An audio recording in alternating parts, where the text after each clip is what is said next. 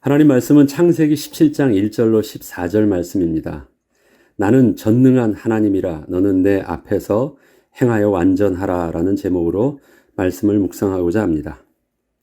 아브라함이 86세에 하갈에게서 아들 이스마엘을 낳은 후 13년이 지난 후에 하나님께서 아브라함에게 다시 나타나셔서 또다시 하나님의 약속의 말씀을 해 주십니다. 오늘 본문의 후대에 대한 약속은 이번이 처음이 아니었으며 벌써 25년 전부터 계속 하셨던 말씀이었고 수차례 들었으나 사실 약속하셨던 하나님으로부터 그 약속에 걸맞는 어떠한 응답도 실제적으로 받은 적이 없던 하나님의 약속이었습니다.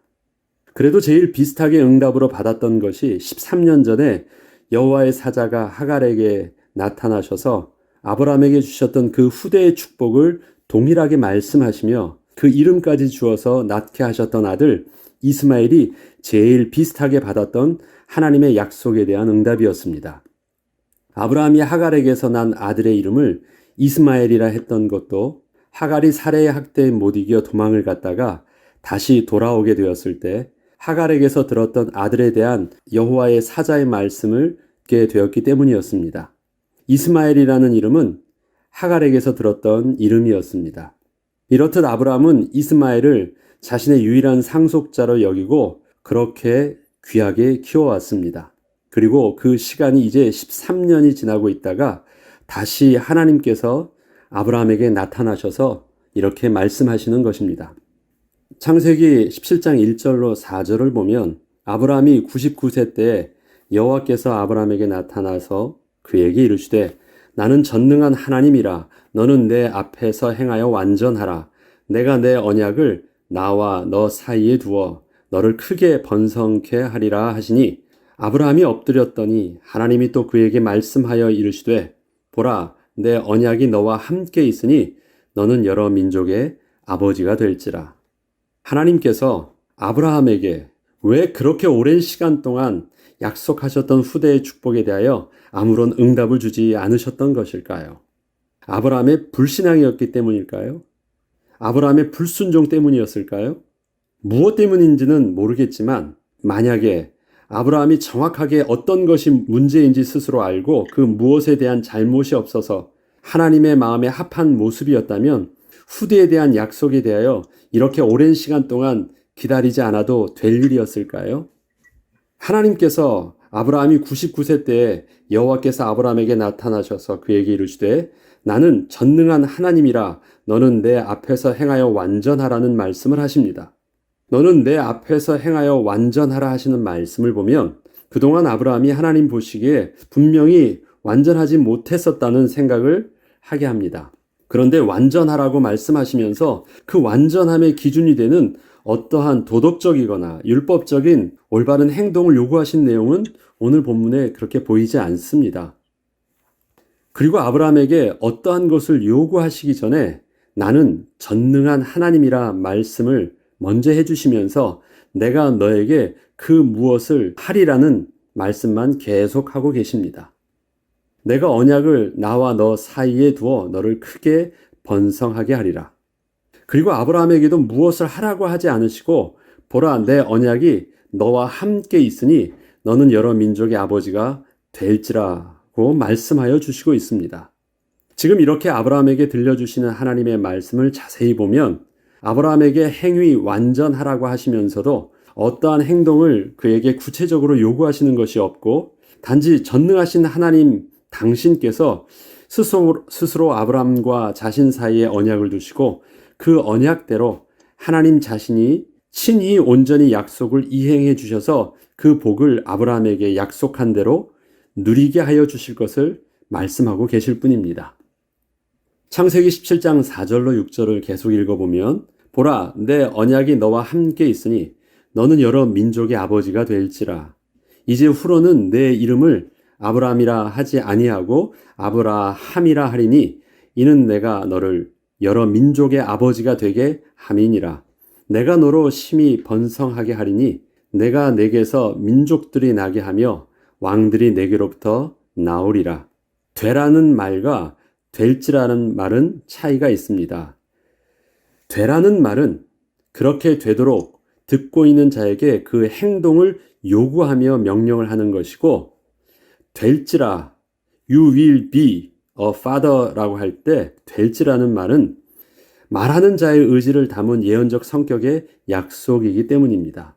되라라는 것은 너 그렇게 해야 돼. 그런데 될지라라는 것은 내가 너에게 그렇게 되도록 해줄 거야 라는 의미가 있기 때문입니다. 그런데 본문을 보면 계속해서 하나님이 하시는 말씀이 될지라예요. 요구하시는 것이 없습니다. 행위 완전하라고 말씀하시면서 그 완전함, 복을 받을 수 있는 어떤 자격과 행동을 요구하시는 것이 없습니다. 하나님께서 왜 행위 완전하라고 말씀하시면서 이렇게 계속 한 번이 아니라 모든 말씀에 반복적으로 이것을 강조하시면서 이러한 의도를 계속해서 아브라함에게 나타내고 계실까요? 하나님께서는 지금 아브라함에게 여러 민족의 아버지가 될 수 있도록 행위 완전한 자가 되도록 노력하라고 말씀하지 않고 있으십니다. 내 언약이 너와 함께 있으니 그 언약대로 너는 그렇게 될 것이다 라고만 말씀을 하여 주실 뿐입니다. 그리고 우리가 제대로 알고 있는 그 아브라함의 이름을 이제야 주십니다. 그런데 그 이름을 주시면서도 내가 이렇게 이름을 바꾸어 주었으니 이렇게 이름을 바꾸어 부르라 말씀하지 않으시고 그 이름대로 제대로 살라고 말씀하지도 않으십니다. 이제부터 당신께서 아브라함이라고 부르시겠다고만 말씀하시는 것입니다. 내가 이제부터 너에게 아브라함이라고 부르기를 시작할 거야. 그리고 사람들이 너를 그렇게 부르게 될 것이다 라고 말씀을 하십니다.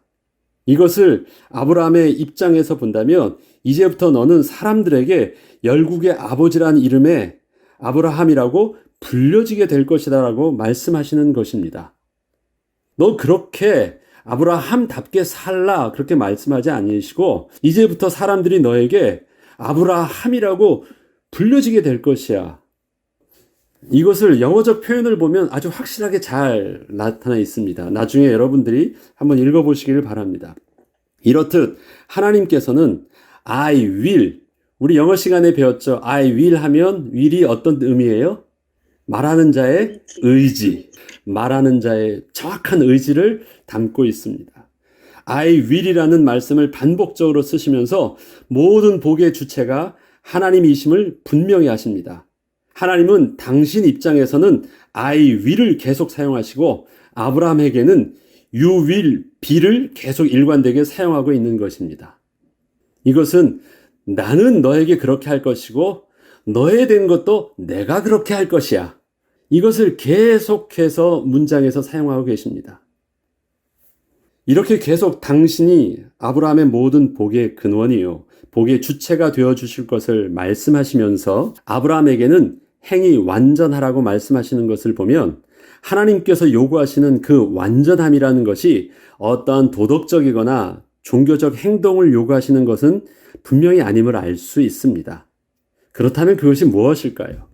17장 7절로 10절을 보면 내가 내 언약을 나와 너 및 내 대대 후손 사이에 세워서 영원한 언약을 삼고 너와 내 후손의 하나님이 되리라. 내가 너와 내 후손에게 내가 거류하는 이 땅 곧 가나안 온 땅을 주어 영원한 기업이 되게 하고 나는 그들의 하나님이 되리라. 하나님이 또 아브라함에게 이르시되 그런즉 너는 내 언약을 지키고 내 후손도 대대로 지키라. 너희 중 남자는 다 할례를 받으라. 이것이 나와 너와 너의 후손 사이에 지킬 내 언약이니라. 이 본문을 읽을 때 주어와 서술어, 의지의 주체와 그 의지의 주체가 행동하는 동사, 서술어가 무엇인지를 여러분들이 주의하여서 보시고 그 동사 사이에 행동하는 이유의 그 목적이라는 그 대상이 누구인지도 여러분들이 한번 확인하시면 하나님과 또 하나님의 언약의 백성과 그 사이에서 하나님이 어떤 일을 하시고 그 사이에서 하나님이 어떤 일들을 요구하시는지를 여러분들이 좀 더 구체적으로 보게 될 것입니다.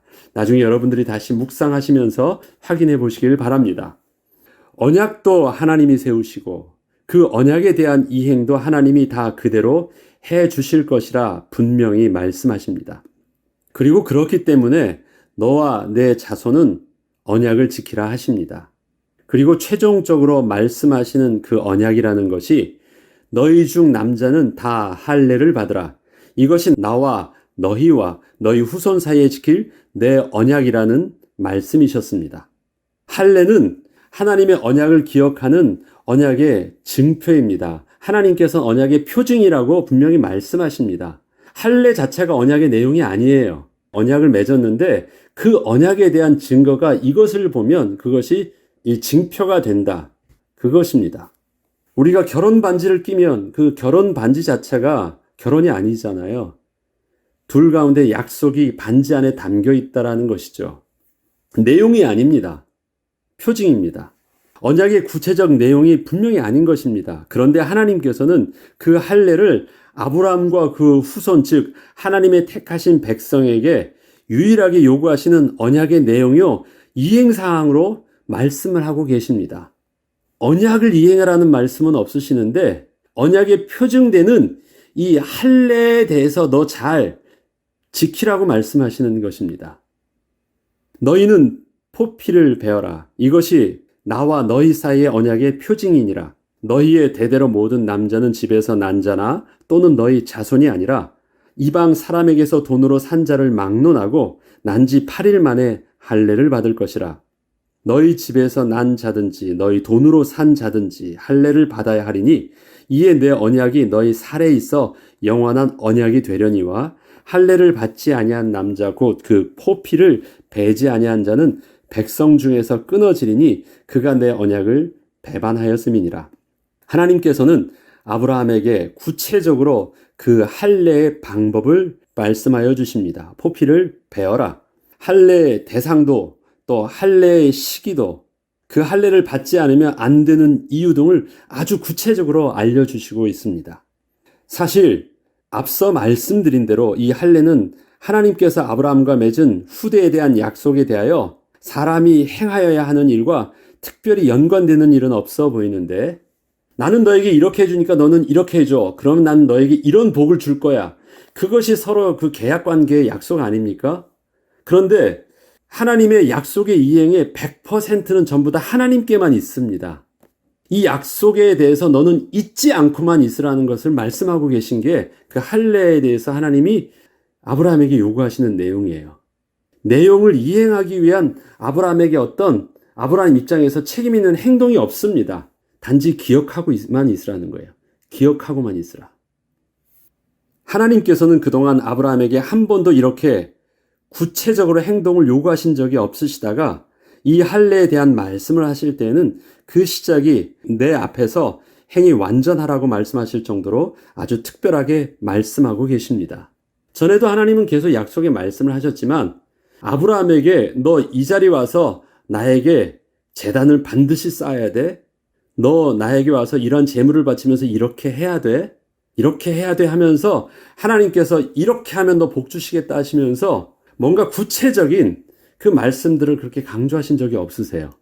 그런데 99세 때 오셨을 때는 처음부터 너 내 앞에서 행위 완전해야 돼 라고 하시면서 분명하게 이 할례에 대한 것들은 온전히 그 시기와 대상과 방법과 모든 것들을 다 구체적으로 말씀하여 주신 것입니다. 그만큼 할례는 하나님이 아주 중요하게 보셨다라는 것입니다. 왜 그러셨을까요? 할례는 단지 언약의 증표일 뿐입니다. 그렇지만 하나님께서 그 증표를 이렇게 특별하게 강조하시는 이유는 하나님의 백성에게 유일하게 요구하시는 것이 그 언약의 증표를 보면서 또 그것을 날마다 보면서 하나님의 언약을 절대 잊지 말라고 하시는 것입니다. 잊지 말라는 것, 그것이 언약의 증표를 강조하신 하나님의 유일한 이유이십니다. 아무리 오랜 시간이 지나도록 특별한 일이 일어나지 않는 것 같아 하나님께서 언약을 혹시 잊으셨는지 의심하지도 말고 내 자손에게도 똑같이 그 증표를 몸에 새겨두어 자녀들도 잊지 않게 하고 하루에도 수차례씩 그 언약의 증표를 바라보면서 하나님의 함께하여 주심과 복 주심을 절대 잊지 말라고 하시는 것입니다. 사람이 하루에 평균 기본적으로 5-6번은 화장실에 간다고 하죠. 그렇다면 화장실을 갈 때마다 계속 보는 것입니다. 하나님께서 몸에 새겼다라는 것은 잊지 말도록, 잊지 않도록 계속 기억하도록 하게 하시는 것입니다. 아브라함이 왜 25년이 지날 때까지 하나님의 언약대로 그 축복을 받지 못했을까요? 아브라함은 지난 25년간 하나님의 약속의 말씀을 여러 차례 하나님께서 직접 나타나셔서 들려주신 경험이 있었음에도 불구하고 아브라함은 그 약속을 늘 잊었고 또 희미하게 받아들였고 단지 25년밖에 지나지 않았는데 오늘 읽진 않았지만 그 바로 다음에 보면 이제는 그저 하나님의 약속의 말씀을 피식하고 웃는 자가 되어 있습니다. 하나님이 25년 동안 한 번도 나타나지 않으신 것 아니에요. 계속 직접 나타나셔서 말씀하셨고 또 그렇게 말씀하신 하나님이 약속을 이루실 수 있도록 그곳에서 힘과 부의 축복도 다 주셨음에도 불구하고 아브라함은 지금 하나님이 후대에 대한 약속을 하실 때 피식 속으로 웃고 있습니다. 잊었어요. 하나님께서 아브라함과 약속하실 때 그 후대에 대한 약속을 창세기 15장에 몇 년 만에 주신다고 하셨죠? 이 땅을 내 소유가 되게 할 것을 몇 년이 지난 후에 된다고 하셨죠? 400년. 400년이 지난 후에 하나님께서 주시겠다고 하세요. 그게 창세기 15장에 하나님께서 아브라함에게 약속하시고 홀로 그 짐승의 시체 각을 뜬 둘로 쪼갠 각을 홀로 지나가시면서 하나님께서 맹세하셨던 언약입니다. 이 땅을 내 자손에게 소유로 줄 것은 400년 만에 될 일이라고 말씀하십니다. 그 400년이 지나는 동안 너희들은 잊을 수밖에 없는 여러 가지 환경을 만나게 될 것이야. 애굽에서 괴롭힘을 당할 것이고 또 4대가 지나는 동안 그 첫 번째 세대는 기억하고 있던 것을 너희 후대는 다 잊을 수도 있어. 그런데 하나님의 언약은 분명히 400년 만에 이루어질 것이라고 얘기해요. 400년은 분명히 하나님 앞에서는 하나님의 구원에 늦지도 않고 빠르지도 않은 정확한 하나님의 타이밍이셨고 하나님은 하나님의 완벽한 구원의 섭리 속에서 시간을 이루어가고 있습니다. 그런데 분명히 이 약속은 사람의 입장에서 한번 보면 이럴 것입니다. 하나님께서는 그 약속하신 대로 이루실 하나님의 백성을 향하신 그 구원의 시간표는 사람의 느끼기에는 아주 오랜 시간이 걸리는 것일 수도 있습니다. 하나님의 시간표는 결코 늦음도 잊혀짐도 없지만 유한한 인생을 사는 인간의 입장에서는 늘 그 하나님의 시간표가 너무 늦다고 생각을 하고 자신들도 모르는 사이에 언약에 대하여 희미해지며 심지어는 완전히 잊혀지기도 합니다. 이것이 유한한 인생을 사는 인간에게 있어서는 반복적으로 일어날 수밖에 없는 일들입니다. 자꾸 잊는다라는 것입니다. 성경의 하나님의 백성의 역사를 보면 이스라엘 백성의 실패가 하나님의 언약을 빼앗긴, 잃어버린 문제가 아니라 하나님의 언약과 축복을 늘 잊으면서 발생한 것임을 알 수 있습니다. 광야에서도 그렇고 가나안 땅에 들어가서도 그렇고 모든 이스라엘 백성의 우상 숭배와 실패의 그 근본 원인은 뭐냐면 하나님의 언약을 잊었다라는 것입니다. 빼앗겼다, 잃었다라가 아닙니다. 잊었다라는 것입니다. 그렇기 때문에 아브라함에게 하나님의 언약을 말씀하실 때 언약의 성취는 처음부터 하나님의 손에 있는 것이기에 그 성취를 위해서 어떻게 해야 할까 걱정하지 말고 오직 이렇게 약속하신 하나님을 절대 잊지 말고 하나님의 약속대로 그 땅을 떠나지 말고 하나님의 말씀에 순종하며 하나님께 예배하는 거룩한 백성의 삶을 잃지 말라고 하시는 것입니다. 이스라엘 백성들의 그 불신앙의 그 근본 원인은 어디서 왔느냐? 빼앗겼기 때문에 오는 것이 아니라 잊었기 때문에 왔습니다. 그렇기 때문에 그들이 지금 하나님의 약속의 땅에서 하나님의 언약의 말씀을 순종하고 그 말씀대로 준행하며 사는 삶의 그 근본, 그 영적인 힘의 배경은 어디 있느냐? 하나님의 약속의 말씀을 잊지 않고 있을 때 가능한 일들입니다. 하나님의 약속의 말씀을 잊은 상태에서 율법만 붙잡고 있어도 문제가 됩니다. 하나님의 약속하신 축복은 그 누구도 빼앗을 수 없습니다. 그렇기 때문에 우리는 하나님의 축복을 잃을까 두려워하며 스스로 지키려 불신앙을 선택하지 말고 하나님의 약속하신 축복을 절대 잊지 않도록 날마다 하나님의 언약을 기억하며 그 말씀 안에서 우리와 우리의 후손들이 여호와 하나님의 이름을 부르는 비밀이 계속되어야 하겠습니다. 하나님은 우리를 언약의 백성이라고 하십니다. 우리에게는 하나님의 언약이 있다는 것이고 이 언약은 하나님께서 우리에게 직접 심어 놓으신 것입니다. 우리 안에는 성령 하나님이 함께 하십니다. 그 성령께서 오늘도 우리에게 하나님을 아바 아버지라 고백하게 하시며 예수를 우리 주로 고백하게 하십니다. 그리고 약속하신 하나님의 말씀을 가르쳐 주시고 생각나게 하여 주십니다. 우리는 유대인처럼 저 이스라엘 백성처럼 실질적으로 그 몸의 할례 징표를 가지고 있지 않지만 우리는 영의 할례를 받은 자라고 신약의 바울 사도는 그렇게 말합니다. 우리는 저들이 말하는 이방의 무할례자가 아니라 예수 그리스도의 생명의 피로 또 인치심을 받은 영의 할례를 받은 자입니다. 우리의 할례의 징표가 바로 예수 그리스도의 십자가입니다. 그 할례의 징표가 우리에게 있다라는 것을 증거로 드러나게 하시는 것이 누구든지 성령이 아니면 하나님을 아바 아버지라 부를 수 없다고 하셨는데 성령께서 우리의 그 할례의 징표가 되셔서 우리 가운데 그 예수의 영이 있음을 증거하게 하십니다. 오늘도 우리는 그 성령 하나님의 인도하심을 따라 주께서 우리의 만남과 사건과 일터에서 또 우리가 주의 말씀을 묵상할 때 가르쳐 주시고 생각나게 하시고 기도의 빌바를 깨닫게 하시는 그 은혜를 따라 내가 하나님의 자녀인 것과 하나님의 자녀에게 약속하셨던 구원과 이 땅에서 허락하셨던 삶과 사명의 축복들을 오늘도 잊지 않고 또 그 은혜를 따라 또 한 주를 시작하는 저와 여러분 되길 주의 이름으로 축복합니다. 기도하겠습니다. 하나님께서 하나님의 백성에게 요구하신 것은 다른 것이 아니라 하나님께서 복 주시겠다고 약속하셨던 그 사실들을 잊지 않고 절대 흔들리지 말며 약속하신 말씀대로 주님을 찬양하며 하나님께서 부르신 그 자리에서 그렇게 지키고 서 있으라 말씀하신 것입니다.